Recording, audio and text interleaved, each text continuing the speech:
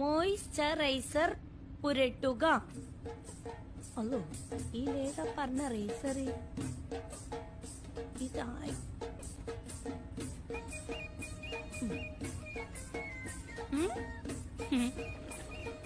ഇനി ഫൗണ്ടേഷൻ ഇടുക. ഫൗണ്ടേഷൻ ഏതാടണ്ടേ? ഇതേതാ ചെറുപ്പ വായിക്കാൻ പറഞ്ഞോടില്ലത് ഏതാ ഫൗണ്ടേഷന്?